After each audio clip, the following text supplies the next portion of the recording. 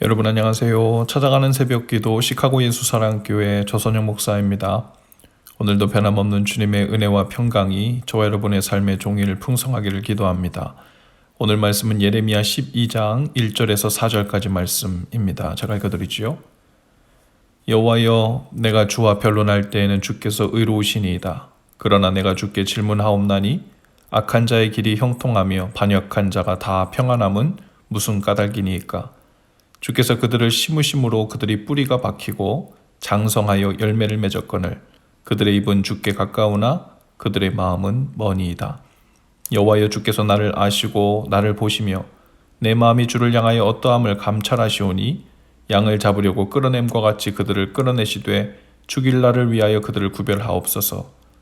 언제까지 이 땅이 슬퍼하며 온 지방의 채소가 마르리이까.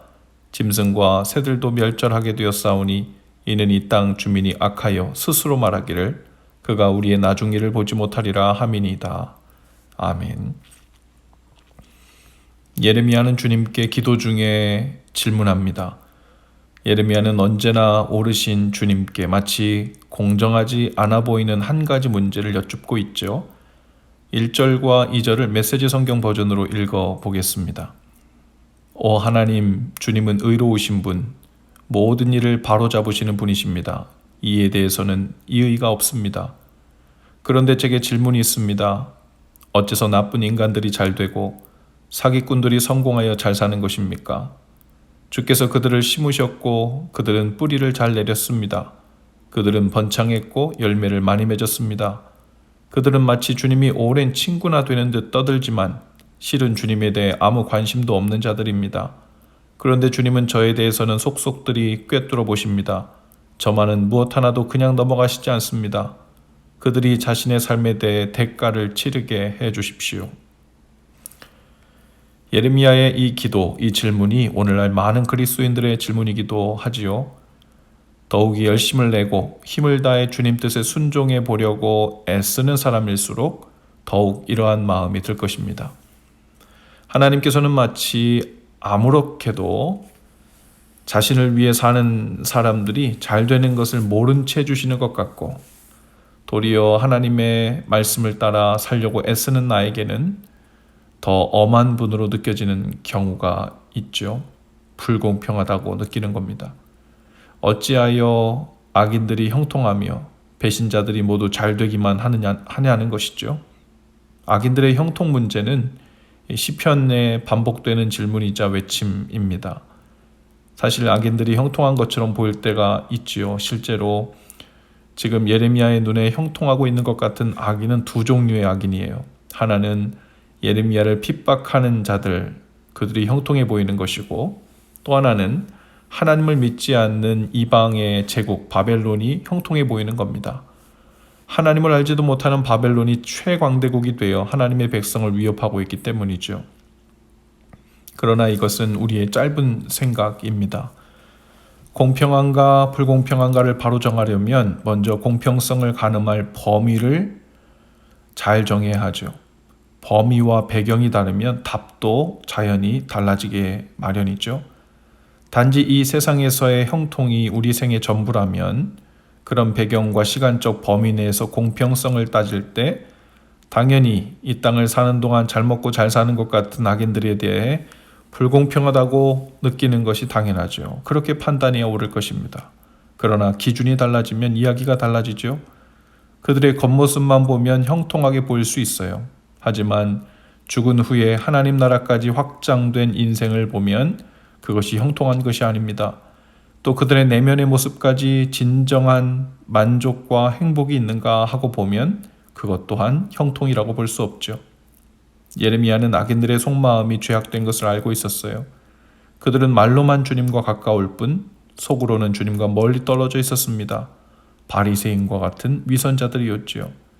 예레미야는 하나님께서 왜 이런 자들을 뿌리가 박히고 장성하게 하여 열매 맺게 하셨는가 하고 묻고 있는 겁니다.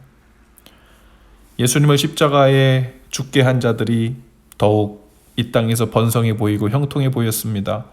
바리새인들이나 제사장들이 땅 위에서는 권세와 높은 자리를 차지하고 명령을 내리니 번성한 것처럼 보였죠.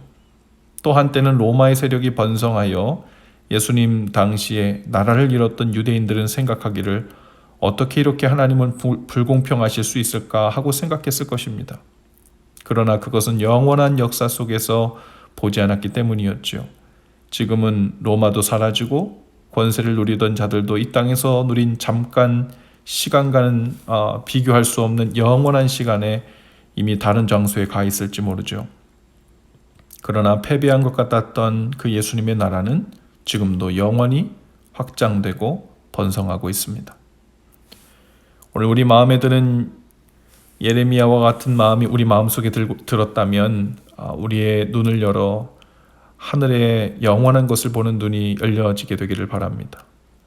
하나님 안에서 누리는 평강과 희락과 기쁨의 그 성령의 역사하심 속에 사는 것을 계산할 줄 알게 되는 지혜가 있기를 바라요.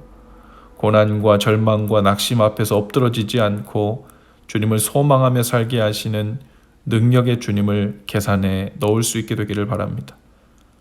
우리의 눈이 열려 보이지 않는 하늘의 것을 보게 될수록 우리의 문제는 점점 그에 비해 작아지게 될 것입니다. 마치 이런 공식과 같죠? 이 땅을 사는 인생의 절반이 모두 문제처럼 보일 때 그것을 표현하면 인생의 절반, 2분의 1의 문제가 있다고 말할 수 있죠. 그러나 구원과 영생과 감사와 소망과 사랑의 삶이라는 것으로 우리의 인생의 분모가 점점 늘어나게 되면 2분의 1 정도의 문제였던 것이 20분의 1, 200분의 1, 2000분의 1이 되어 인생을 차지하고 있던 문제의 크기는 아주 작은 것으로 변하게 될 것입니다. 세상 사람들이 누리는 복의 개수를 동일하게 만들려고 할 것이 아니라 하나님 나라를 향한 인생이 되어 가치와 인생이 달라지는 그 분모가 달라지는 인생이 되어야 하겠지요. 우리는 애초에 하나님 나라와 그분의 뜻 그리고 그 감사와 사랑을 알지 못하는 사람들과는 같은 기준으로 비교 자체가 불가한 인생들이 시작되었습니다. 오늘 우리 삶을 하나님을 알지 못한 채 형통해 보이는 사람들과 비교 대상으로 만들지 않게 되기를 바랍니다.